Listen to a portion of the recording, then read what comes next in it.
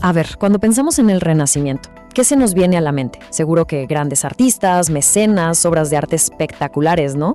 Bueno, hoy vamos a tratar de ir mucho, mucho más allá de esos clichés. Nos vamos a meter de lleno en el análisis de un historiador clave, Eugenio Garín, para entender que esta época fue, vaya, mucho más que un simple regreso al pasado. Fue en realidad una revolución total en la forma de ver la vida. Y la primera pregunta que Garín nos lanza es, de hecho, fundamental. ¿El Renacimiento fue un simple renacer de la antigüedad? ¿O fue más bien un nacer de nuevo? O sea, una creación completamente original. Esta pregunta es nuestro punto de partida para desmantelar la visión simplista de toda una era. Porque créanme, la respuesta define todo lo que vino después. Porque aquí está la primera gran revelación de este análisis. El Renacimiento no fue solo un movimiento artístico o literario. Para nada. Fue una transformación cultural que se coló en cada rincón de la sociedad, desde la política hasta la vida de todos los días. Fue, como lo define Garín, una visión del mundo completamente nueva. Entonces Garín nos propone entender el Renacimiento en esencia como eso, una nueva concepción de la vida, una que ponía el foco en la humanidad como sinónimo de libertad. Es una época muy preocupada por la interioridad, donde el ser humano se enaltece a sí mismo, y que mira al mundo clásico no para copiarlo, sino para usarlo de cimiento y construir algo totalmente nuevo. Y claro, esta nueva visión de la vida nos obliga a derribar uno de los mitos más grandes que existen, esa idea de la Edad Media como una época de puras tinieblas y el Renacimiento como una explosión repentina de luz. Garín nos advierte que esta imagen tan dramática en realidad nos estorba para comprender la verdadera naturaleza del cambio. Aquí lo vemos clarísimo. Garín no niega para nada la grandeza del Renacimiento, pero sí argumenta que no surgió de la nada. Figuras como Abelardo, el arte gótico, la poesía de Dante, todo eso fue fundamental. Descartar los siglos anteriores como si no hubieran existido es un error histórico que nos impide ver el proceso completo y, por lo tanto, la verdadera y asombrosa originalidad renacentista. Entonces, ¿cuál fue la gran diferencia? A ver, sí, hubo renaceres antes como en el siglo XII, pero eran fenómenos de élite, ¿saben? Se quedaban encerrados en escuelas o monasterios. Lo que hizo único al Renacimiento italiano fue su alcance.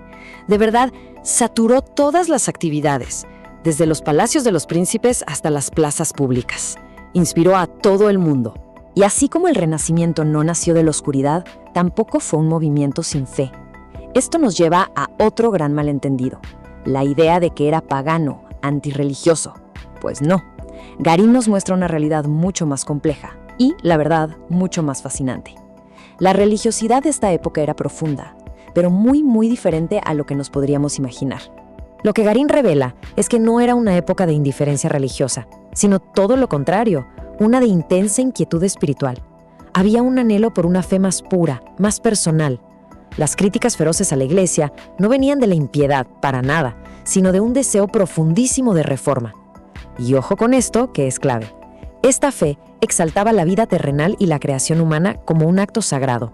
Ok, esta búsqueda de una fe pura y una humanidad renovada nos lleva directito al corazón de la relación del Renacimiento con la antigüedad. No se trataba de imitar a los romanos por imitarlos, sino de encontrar en ellos un modelo ideal para una renovación total de la sociedad. El pasado era un llamado a la acción, no una reliquia de museo. Para entender esto, hay una palabra clave, renovatio. Y es que no era solo un renacimiento cultural, era un proyecto político y social en toda regla. La idea era que, al reconectar con la grandeza del pasado, se podía liberar al mundo de la barbarie de las luchas internas y devolverle a Italia su lugar en el centro del mundo. Este movimiento no fue algo abstracto, tuvo protagonistas muy claros. Garín identifica a dos figuras iniciales que, la verdad, encarnan perfectamente esta dualidad. Petrarca, el gran humanista que redescubre el pasado con la pluma, y Cola de Lienzo, el líder político que intenta llevar esas ideas a la práctica, en las calles de Roma. Es que se puede sentir la emoción en las palabras de Petrarca. Para él, ver las ruinas de Roma no fue una decepción, sino una revelación. La realidad superó a la leyenda. Y este sentimiento de asombro, de admiración, fue la gasolina emocional que impulsó a toda una generación a mirar hacia el pasado para inspirarse.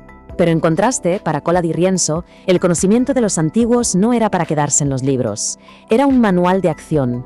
Esta frase resume perfectamente esa conexión vital entre el humanismo y la política, el deseo de traducir los ideales leídos en una realidad vivida, de forjar un nuevo presente.